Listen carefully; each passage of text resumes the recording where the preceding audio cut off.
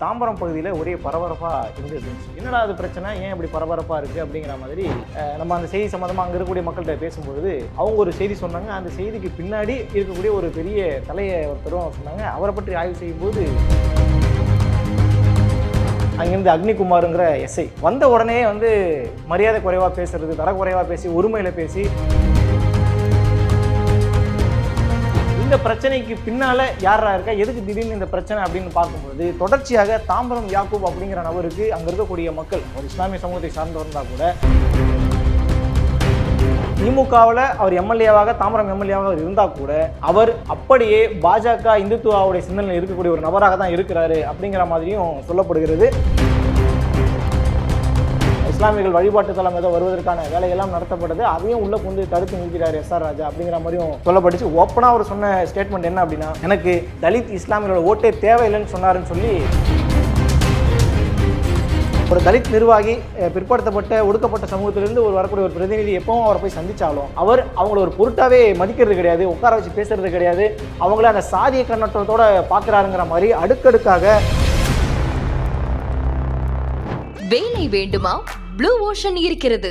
10th 12th diploma degree படித்தவர்களுக்கு உணவு, தங்குமிடம், இஎஸ்ஐ, பிஎஃப் இன்சூரன்ஸ் உள்ளிட்ட சலுகைகளுடன் அனுபவத்திற்கேற்ற நல்ல சம்பளம் 15,000 முதல் 30,000 வரை. பெண்களுக்கு முன்னுரிமை. 2,000க்கும் மேற்பட்ட வேலை வாய்ப்புகள் உள்ளன. இப்போதே தொடர்பு கொள்ளுங்கள். Blue ocean. ஐத்தமிழ் நேயர்களுக்கு வணக்கம். நேற்று 13/8/2025 அன்று தாம்பரம் பகுதியில் ஒரே பரபரப்பாக இருந்துட்டு இருந்துச்சு.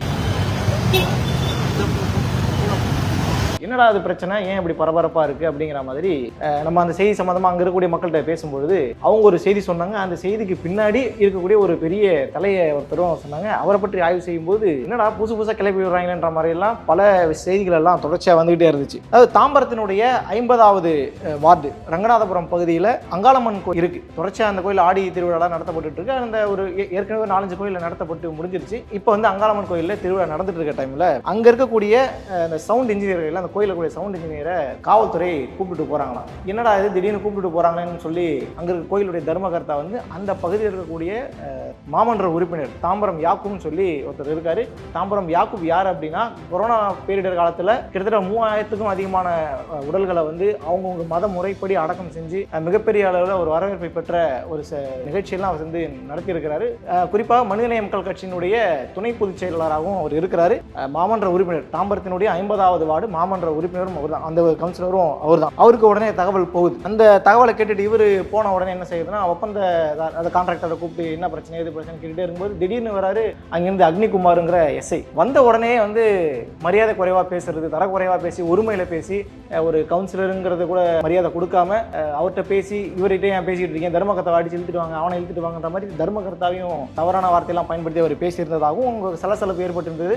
இந்த பிரச்சனைக்கு பின்னால யாரா இருக்கா, எதுக்கு திடீர்னு இந்த பிரச்சனை அப்படின்னு பார்க்கும்போது தொடர்ச்சியாக தாம்பரம் யாக்கூப் அப்படிங்கிற நபருக்கு அங்க இருக்கக்கூடிய மக்கள் ஒரு இஸ்லாமிய சமூகத்தை சார்ந்தவர் இருந்தால் கூட அங்க இருக்கக்கூடிய மக்கள் ரொம்ப மத நல்லிணக்கத்தோட, மதம் வேறுபாடு இல்லாம எல்லாருமே ஒற்றுமையாக வாழக்கூடிய ஒரு பகுதியாக இருக்கிறதுனால இது பொறுக்காத சிலர் இந்த மாதிரி பிரச்சனைகளை தூண்டி விடுறாங்கன்ற மாதிரி அங்க இருக்கக்கூடிய பகுதி மக்கள் நம்ம கிட்ட குறிப்பிட்டு சொன்னாங்க. சரி, அது என்ன பிரச்சனைன்றதை பார்க்கும்பொழுது 50வது வார்டுக்கு உட்பட்ட கிட்டத்தட்ட தண்டு மாரியம்மன் கோயில், அதே போல செங்கேனியம்மன் கோயில், செங்கழனியம்மன் கோயில்னு சொல்லி பல கோயில்கள் அங்க இருக்கு. இவங்க எல்லாமே தொடர்ச்சியாக ஒரு 10 நாளா நிகழ்ச்சி நடத்தப்பட்டுக்கிட்டே இருந்தது. இப்போ அந்த கோயிலெல்லாம் ஒரு மாற்று சமூகத்தை சேர்ந்த, ஒரு மாற்று மதத்தை சேர்ந்த யாக்கூப் அப்படிங்கிற ஒருத்தருக்கு கௌரவப்படுத்துறாங்க. அவரை முதன்மையாக அங்கே கொண்டு நிப்பாட்டி வச்சிருக்காங்க. இஸ்லாமிய சமூகத்தை சேர்ந்தவரை கொண்டு நிப்பாட்டி வச்சிருக்காங்கன்ற காரணத்துக்காக அங்கே ஏற்கனவே பிரச்சனை இருக்கக்கூடிய எஸ்ஆர் ராஜா அப்படிங்கிற ஒரு எம்எல்ஏ உடைய பேர் அடிபட்டுச்சு. யாரா திடீர்னு எஸ்ஆர் ராஜா பத்தி சொல்றாங்கன்னு சொல்லி பார்க்கும்போது இந்த எஸ்ஆர் ராஜாக்கு பின்னாடி நிறைய ட்ராக் ரெக்கார்டு இருக்கு. எஸ்ஆர் ராஜா திமுகவினுடைய தாம்பரம் எம்எல்ஏ. இந்த எஸ்ஆர் ராஜா அப்படிங்கிறவர் தனியா ஒரு லாபியை கட்டமைச்சு வச்சிருக்கிறதாகவும், இவர் அமைச்சர் தாமோ அன்பரசனுக்கு எதிராக செயல்படக்கூடிய ஒரு நபர், திமுகவிலே இருந்தாலும் இவர் தாமோ அன்பரசனை ஒரு எதிரியா பார்க்கக்கூடிய ஒரு நபரா இருக்கிறாரு. அமைச்சர் பதவி தனக்கு வேணுங்கிறதுக்காக பல்வேறு விஷயங்களை செயல்பாட்டு செஞ்சுக்கிட்டு இருக்காருன்ற மாதிரி எல்லாம் செய்திகள் வந்துச்சு. சரி, இது ஒரு அரசியல் கட்சி எல்லாருமே செய்யக்கூடிய ஒரு விஷயம் தானே, இதுல என்ன அப்படி பிரச்சனை இருக்க போது நம்ம பார்த்தா குறிப்பிட்டு அந்த பகுதியில வளர்ந்து வரக்கூடிய நபராக யாரெல்லாம் இருக்கிறாங்களோ அவங்களையெல்லாம் எதிரியாக மாற்றக்கூடிய வேலையை தொடர்ச்சி எஸ்ஆர் ராஜா செஞ்சுக்கிட்டு இருக்காரு. அதனுடைய ஒரு கிளை தான் தாம்பரம் யாக்கூபுக்கு எதிராக நேற்று நடத்தப்பட்ட அந்த சம்பந்தமே இல்லாம ஒரு கோயில் திருவிழால ஒரு இஸ்லாமியரும் ஒரு இந்து மத சகோதரர்களும் ஒன்னா சேர்ந்து இருக்குங்கிறது மிகப்பெரிய ஒரு விஷயம். அதை சீர்குலைக்கக்கூடிய விதமாக அந்த கோயில போயிட்டு இந்த சவுண்ட் இன்ஜினை தூக்கிட்டு போய் விசாரிக்கின்ற பேர்ல வைக்கிறது, தர்மகர்த்தா கிட்ட தேவையில்லாத பிரச்சனை பண்றது, அதை கேட்க வரும்போது எப்படி அதை யாக்கோபு கேட்க வருவாரு, அவர்கிட்ட நம்ம பிரச்சனை பண்ணலான்ற மாதிரி தொடர்ச்சியாக ஒரு தனிநபர் தாக்குதலாக தொடர்ச்சியாக செஞ்சுக்கிட்டு இருக்காரு எஸ்ஆர் ராஜாங்கிற குற்றச்சாட்டெல்லாம் வைக்கப்பட்டுச்சு. இதுல சரி அப்படி என்ன இது திடீர்னு ஏன் இப்படி வைக்கிறாங்கன்னு பார்க்கும்போது தொடர்ச்சியாகவே அவர் மீது வைக்கக்கூடிய குற்றச்சாட்டு என்ன அப்படின்னா, திமுகவில் அவர் எம்எல்ஏவாக தாம்பரம் எம்எல்ஏவாக இருந்தா கூட அவர் அப்படியே பாஜக இந்துத்துவாவுடைய சிந்தனையில் இருக்கக்கூடிய ஒரு நபராக தான் இருக்கிறாரு அப்படிங்கிற மாதிரியும் சொல்லப்படுகிறது. குறிப்பா வந்து ஆகஸ்ட் 8, 2025 உங்களுடன் ஸ்டாலின் அப்படிங்கிற ஒரு முகாம் வந்து இலவச முகாம் நடத்தப்பட்டுச்சு. அங்க வந்து குறை தீர்ப்பு கூட்டம் மாதிரி உங்களுடைய எல்லா குறைகளும் சொல்லி அதுக்கு சரியான தீர்வை கொண்டு வருவாங்க. இதுதான் அந்த கூட்டத்துடைய நோக்கம். இந்த கூட்டத்துக்கு கூப்பிட்டு வர்றதுக்கு அவங்க குறைய தீர்க்கணும் அப்படிங்கிறதுக்காக மக்களை கூப்பிட்டு வராங்க இல்லையா, அவங்க கிட்ட தலைக்கு 100 ரூபாங்கிற மாதிரி கணக்கு பண்ணி அவர் ஜிபேல வாங்கினதாக சில செய்திகள் வந்துச்சு. அந்த ஜிபே ஸ்கிரீன்ஷாட் எல்லாம் கூட வந்துச்சு. அப்பயும் மிகப்பெரிய அளவு விமர்சன பொருளாமாச்சு. முதல்வர் வந்து இலவசமா முகாம் வச்சு நடத்துறாரு, நீங்க உங்க விஷயத்துக்கு 100 ரூபா வாங்கிட்டு இருக்கீங்க, இதெல்லாம் இது தேவையில்லாத வேலையை எங்களுக்கு, நாங்க எதுக்கு பேசாம வரணும், நீங்க நடத்திட்டு போக வேண்டியதான்னு சொல்லி அங்க இருக்கக்கூடிய பகுதி மக்கள் வருத்தப்பட்டாங்க. அது செய்தி ஊடகங்கள்லயும் வெளியே வந்துச்சு.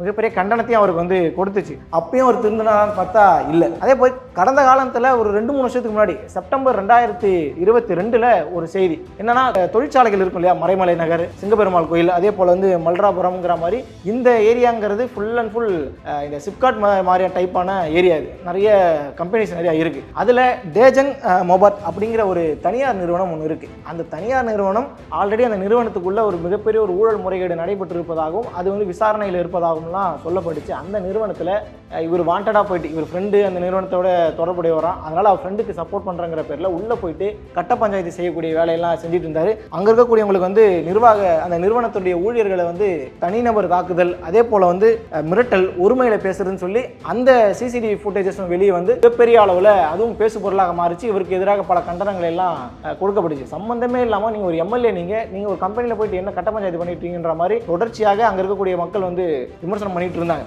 அதுக்கு அவர் என்ன பதில் சொன்னார், என்னோட நண்பருடைய பிரச்சனைக்காக நான் போனங்கிற மாதிரி சமாளிச்சாரு. ஆனால் சிசிடிவி ஃபுட்டேஜ் வந்த பிறகு அவர் பேசின அந்த ஃபுல் ஃபுட்டேஜஸும் இப்பவும் யூடியூப்ல இருக்கு. அதுல அந்த பாதிக்கப்பட்ட அந்த திட்டு வாங்கிட்டு இருக்காரு இல்லையா, அவர் சொல்றாரு, உங்களுக்கு தான் நான் ஓட்டு போட்டேன், நீங்க இப்படிலாம் நீ பேசுறதுலாம் நான் கேட்கணும் அவசியமான்ற மாதிரி அவர் ஒரு பக்கம் பேச, இவர் வந்து நான் உன்னை காலி பண்ணிடுவேன், இந்த ஏரியா தானே அந்த ஏரியா தானே, இவர் ஒரு மாதிரி இந்த ரகடா பேசுறது, இந்த சிசிடிவி ஃபுட்டேஜ் வெளியே வந்து இதுவும் மிகப்பெரிய அளவில் அவருக்கு கெட்ட பேரை வாங்கி கொடுத்துச்சு. சரி, இதெல்லாம் இப்படி ஒரு பிரச்சனையெல்லாம் இவர்கிட்ட இருந்துட்டு இருக்கும்போது இவர் தனி லாபி செட் பண்ணி தாமோகன் பரசனுக்கு எதிராக செயல்படுறது, கட்சியில ஒருத்தர் ஒரு பக்கம் இருந்தா இவர் இன்னொரு பக்கம் இருந்து கட்சிக்கு கெட்ட பெயர் ஏற்படுத்தக்கூடிய விதமா செயல்படுறதுன்னு சொல்லி இப்ப இந்த தாம்பரம் யாக்கூப் கூட மனிதநேய மக்கள் கட்சியில இருந்தாலும் அவர் திமுக சின்னத்தில் போட்டியிட்ட ஒரு கவுன்சிலர் தான். அவர் கிட்டத்தட்ட அவர் வந்து கூட்டணி கட்சியிலுடைய இருக்கக்கூடிய முக்கிய பிரமுகர்ல ஒரு நபராக இருக்கக்கூடியவர். சொந்த கூட்டணி கட்சியில் இருக்கக்கூடியவங்களையே இப்படி வஞ்சிக்கக்கூடிய வேலை, அவங்களுக்கு எதிராக செயல்படக்கூடிய வேலை என்பது எஸ்ஆர் ராஜா தொடர்ச்சியா செஞ்சுக்கிட்டு இருக்காரு அப்படிங்கிற ஒரு குற்றச்சாட்டும் அங்க வைக்கப்படுது. இதுல குறிப்பாக இந்து முன்னணி நடத்தக்கூடிய இந்த பிள்ளையார் ஊர்வலத்துக்கு வந்து இவரே வந்து தொடங்கி வைக்கிறது, அவங்கள வழி அனுப்பி வைக்கிறதுங்கிற மாதிரியான செயல்கள் எல்லாம் தொடர்ச்சியா செய்யப்பட்டுச்சு. நீங்க வந்து சமத்துவம் பேசுறீங்க, சமூக நீதி பேசுறீங்க அப்படின்னா நீங்க எல்லா மதத்துக்கும் இணக்கமால நீங்க செயல்படணும், ஏன் இப்படி ஒரு தனிநபர் தாக்குதல் செயல்படுத்துறீங்கன்ற மாதிரி பல கண்டனங்கள் வந்தாலும் அதையெல்லாம் செவி சாய்க்காம, அதையெல்லாம் கண்டும் காணாமல் குறிப்பிட்ட ஒரு தலித் சமூகத்தையும் இஸ்லாம் சமூகத்தையும் வந்து புறக்கணிக்கக்கூடிய வேலையும் தொடர்ச்சியா செஞ்சுட்டு இருப்பதாகவும் சொல்லப்பட்டுச்சு. அந்த பகுதியில் ஏதோ பள்ளிவாசல் ஏதோ இஸ்லாமியர்கள் வழிபாட்டு தளம் ஏதோ வருவதற்கான வேலையெல்லாம் நடத்தப்பட்டது, அதையும் உள்ள புந்து தடுத்து நிறுத்திட்டார் எஸ்ஆர் ராஜா அப்படிங்கிற மாதிரியும் சொல்லப்பட்டுச்சு. ஓப்பனா அவர் சொன்ன ஸ்டேட்மெண்ட் என்ன அப்படின்னா, எனக்கு தலித் இஸ்லாமியர்களோட ஓட்டே தேவையில்லைன்னு சொன்னாருன்னு சொல்லி எஸ்ஆர் ராஜா சொன்னதாக ஒரு செய்தி வந்துச்சு. இதுக்கு என்னடா சோர்ஸ் எதுவும் இருக்கான்னு பார்த்தா, நமக்கு ஆல்ரெடி அங்க இருக்கக்கூடியவங்க சில பத்திரிகை துணுக்குகளை வந்து அனுப்பி வச்சாங்க. அதுல என்ன குறிப்பிட்டிருந்தாங்க அப்படின்னா, அந்த பத்திரிகை செய்தியில குறிப்பிட்டிருக்காங்க என்ன அப்படின்னா, தாம்பரம் சட்டமன்ற தொகுதியில் திமுக சட்டமன்ற உறுப்பினராக இருப்பவர் எஸ்ஆர் ராஜா. இவர் திமுக கட்சியில் சார்பில் போட்டியிட்டு பலமுறை வெற்றி பெற்றாலும் எப்போதும் பாஜக ஆதரவாளர் போலவே செயல்பட்டு வருகிறார். இஸ்லாமிய தலித் தலைவர்களை மதிப்பதே கிடையாதுங்கிற மாதிரி சொன்னதோட, சொந்த கட்சியை சேர்ந்த தலித் நிர்வாகிகளுக்கு கூட உரிய மதிப்பும் மரியாதையும் கொடுக்கிறதே இல்லை. கூடுதலாக மாநகரத்தின் மேயராக, தாம்பரம் மாநகரத்தினுடைய மேயராக அறிவிக்கப்பட்ட வசந்தகுமாரி அவர் வாழ்த்து பெறுவதற்காக அந்த எஸ்ஆர் ராஜா அவருடைய வீட்டுக்கு போறாங்க. அங்க கூட அவருக்கு சரியான மரியாதை கொடுக்காம உட்கார வச்சு கூட பேசாம நிக்க வச்சே பேசி வாசலை வச்சு அனுப்பினாருங்கிற மாதிரியும் இந்த செய்தியில சொல்லப்பட்டிருக்கு. அதே போல ஒரு தலித் நிர்வாகி, பிற்படுத்தப்பட்ட ஒடுக்கப்பட்ட சமூகத்திலிருந்து வரக்கூடிய ஒரு பிரதிநிதி எப்பவும் அவரை போய் சந்திச்சாலும் அவர் அவங்கள ஒரு பொருட்டாவே மதிக்கிறது கிடையாது, உட்கார வச்சு பேசுறது கிடையாது, அவங்கள அந்த சாதிய கண்ணோட்டத்தோட பாக்குறாருங்கிற மாதிரி அடுக்கடுக்காக அவர் மீது குற்றச்சாட்டு வந்து வைக்கப்பட்டு இருக்கு. இதுல குறிப்பாக நான் ஏற்கனவே சொன்னது போல தாம்பரம் அந்த கஸ்தூரிபாய் நகர்ல இஸ்லாமியர்கள் வழிபாட்டு தலம் வந்து அமைப்பதற்கான வேலையெல்லாம் நடந்துட்டு இருக்கும்போது இந்து முன்னணி அமைப்போட சேர்ந்துகிட்டு பாஜக அமைப்போட சேர்ந்துகிட்டு தாம்பரம் திமுக எம்எல்ஏ SR ராஜா இஸ்லாமியர்களுக்கு எதிராகவும் தலித்களுக்கு எதிராகவும் தொடர்ச்சியாக செயல்பட்டு இருக்காருங்கிற மாதிரி பல குற்றச்சாட்டுகளை வச்சுக்கிட்டு இருக்காங்க. அதனுடைய நீட்சியாகத்தான் நேற்று நடந்த அந்த சம்பவம். ஒரு கோயில்ல ஒரு இந்து வழிபாட்டு தலத்துல ஒரு இஸ்லாமியருக்கு மதிப்பு கொடுப்பது என்பது இந்த சமூகத்துல மத நல்லிணக்கம் எவ்வளவு சுமூகமாக எவ்வளவு அழகாக இருக்குங்கிறது உதாரணமான ஒரு சம்பவம் அது. அந்த சம்பவத்தை எடுக்கக்கூடிய விதமாக அதை சீர்குலைக்கக்கூடிய விதமாக தொடர்ச்சியாக SR ராஜா செயல்படுவது என்பது வன்மையாக கண்டிக்கத்தக்கது. இதை உடனடியாக திமுக மேலிடம் இந்த விவகாரத்தில் கவனம் செலுத்தி SR ராஜா, ஏன்னா SR ராஜா சாதாரண ஒரு நபரா நம்ம தெரியல, அவரோட ட்ராக் ரெக்கார்ட்லாம் பார்த்தா ஆல்ரெடி பல சம்பவங்களை பண்ணியிருக்கிறாரு. கட்சிக்கு எதிராகவும் கட்சியினுடைய கொள்கைக்கு எதிராகவும் சமத்துவத்துக்கும் சமூக நீதிக்கும் சகோதரத்துவத்துக்கும் இன்னைக்கு திமுக அந்த திராவிட மாடல் வகுத்து வச்சிருக்கு இல்லையா, இந்த எல்லா கிரைட்டீரியாவுக்கு எதிராகவும் அவர் தொடர்ச்சியாக செயல்பட்டு இருக்காரு. அடுத்த ஒரு அமைச்சர் பதவி வரை எதிர்பார்த்து காத்துட்டு இருப்பதாகலாம் சொல்லப்படுகிறது. இப்போ இந்த பிரச்சனையெல்லாம் போச்சுன்னா அவருக்கு MLA சீட்டே கிடைக்குமா கவுன்சிலர் சீட்டே கிடைக்குமான்றதெல்லாம் தெரியல. இருந்தாலும் தொடர்ச்சியாக இது போன்ற மக்களுக்கான ஒரு கட்சின்னு சொல்லி தம்பட்டம் அடிக்கக்கூடிய ஒரு கட்சியில இப்படி மக்கள் விரோத போக்கோடு சிலர் செயல்படுவது என்பது வன்மையாக கண்டிக்கத்தக்கது. குறிப்பாக SR ராஜாவுடைய அணுகுமுறை அங்க இருக்கக்கூடிய பகுதி மக்களால் கடுமையாக விமர்சனத்துக்கு உள்ளாகி இருக்கிறது. அவர் தொடர்ச்சியாக இப்படி செஞ்சார் அப்படின்னா அவருடைய எதிர்காலமே மிகப்பெரிய அளவில் கேள்விக்குறி ஆயிடுங்கிற மாதிரியான செய்திகளும் சொல்லப்படுகிறது. இதற்கு என்ன திமுக தரப்புல என்ன பதில் கொடுக்குறாங்க அப்படிங்கிறதையும் இந்த நேற்று நடந்த விவகாரத்தில் காவல்துறையில வழக்கு கொடுத்திருக்காங்க. அதாவது பாதிக்கப்பட்ட தரப்புல இருந்து தாமம் யாக்கூப்பும் அவரை சார்ந்தவங்களும் என்ன நடந்துச்சு, என்ன காவல்துறை என்ன பேசினாங்க, அக்னிகுமார்ங்கிற என்ன பேசின SI என்ன பேசினாருங்கிற எல்லா வழக்காக கொடுக்கப்பட்டாலும் அந்த வழக்கை வந்து காவல்துறை எடுத்துக்கலன்ற மாதிரியும் சொல்லப்படுகிறது. அதே போல பாதிக்கப்பட்டவங்க மேல வழக்கு போடக்கூடிய சூழலும் உருவாகியிருப்பதாகலாம் சொல்லப்படுகிறது. இந்த பிரச்சனையுடைய நீட்சியாகத்தான் தமிழகம் எங்கும் இது மாதிரி ஒரு குறிப்பிட்ட சமுதாயத்துக்கு, குறிப்பிட்ட மதத்துக்கு, குறிப்பிட்ட இனத்துக்கு எதிராக பல்வேறு பிரச்சனைகள் எழுந்து கொண்டு இருக்கிறதுங்கிற விமர்சனமும் வைக்கப்படுகிறது. இந்த விவகாரத்தில் எப்படி அவங்க முடிவை கொடுக்குறாங்க, திமுக மேலிடம் இந்த விவகாரத்தை எப்படி கண்டிக்குது, SR ராஜாக்கு எப்படி பாடம் எடுக்க போகிறதுங்கிறத பொறுத்திருந்து பார்க்கலாம். நன்றி.